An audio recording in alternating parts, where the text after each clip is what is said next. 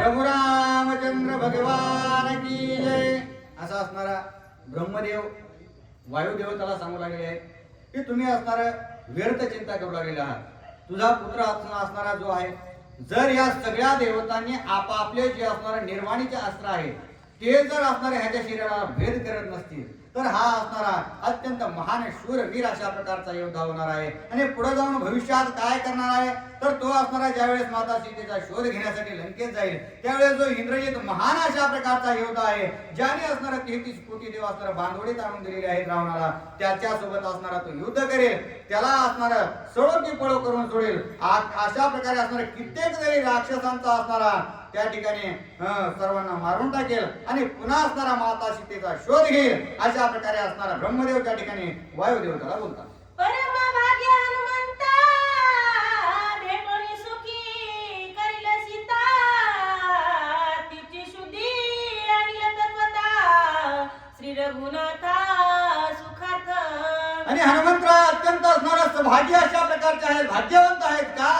कारण असणारं लंकेमध्ये जाऊन असणारं त्या ठिकाणी सगळे क्रूर कर्मी अशा प्रकारचे आहेत आणि त्यांच्यामध्ये जाऊन जी असणारी भक्तिमान भक्ती असणारं युक्त अशा प्रकारची माता सीता आहे, त्या माता सीतेला असणारा ते निश्चितच त्या ठिकाणी जाऊन भेटतील आणि त्या दोघांची जी काही भेट आहे ती अनुपम्य अशा प्रकारची असणार आहे. आणि तिथून पुढे माता सीतेला भेट घेऊन या सगळ्या गोष्टीची असणारी चौकशी करून मी प्रभू रामचंद्राचा दास आहे ही खात्री पटवून देऊन पुन्हा असणारा त्या ठिकाणी सर्व लंकेचे असणारे सगळं चौकसपणे असणारा निरीक्षण करतील आणि पुन्हा प्रभू रामचंद्राकडे परततील. अशा प्रकारचा असणारा इतिहास तुझा मुलगा घडवणार आहे.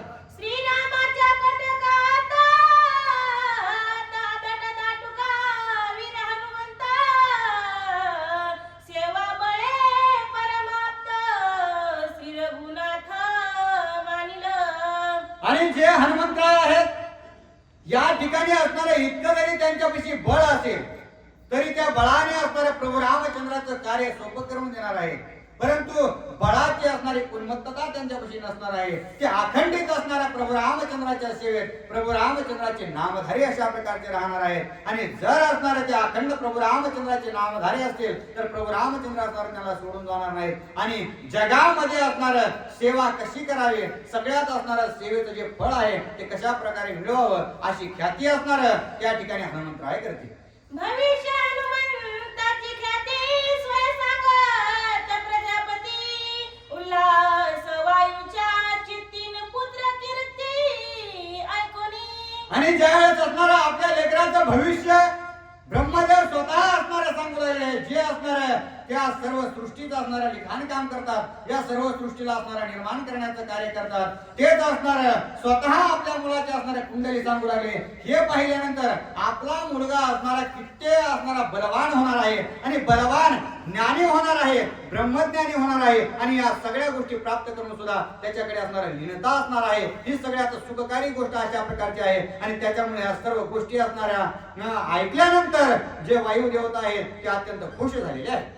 वरदला होनी हनुमंता वायुवती उल्हासता मुक्त केली प्राण रुधकतान तेने समस्त सुख झाले. आणि ज्यावेळेस वायू देवतांना असणारा खात्री पटली, सर्वांनी वरदान असणारा हनुमंतरायाला दिले, हनुमंतराय असणारा सुदृढ त्या ठिकाणी दिसू लागले. दिसल्यामुळे हनुमंतरायाने असणार त्या ठिकाणी वायू देवताने असणार त्या ठिकाणी आनंदित झाले आणि आनंदित होऊन जो काही असणारा जगताचा प्राणरोधन केला होता तो असणारा सर्व प्राणवायू असणारा जे काही 9 प्रकारचा आहे तो असणारा मुक्त केला आणि त्याच्यामुळे जी काही सजीव सृष्टी आहे ती असणारे त्या ठिकाणी जीवित होऊ लागली आहे.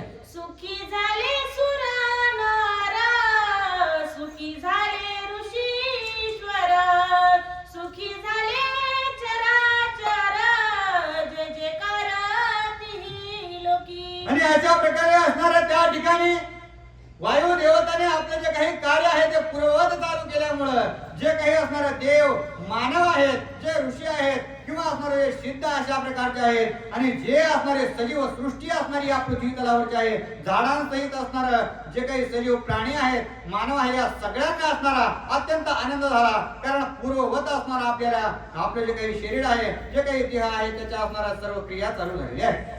वरदेवोनी हनुमंतासी सुरवर गेली निजधामासी वायुनी आणोनी हनुमंतासी अंजनी पासी ह्याच्या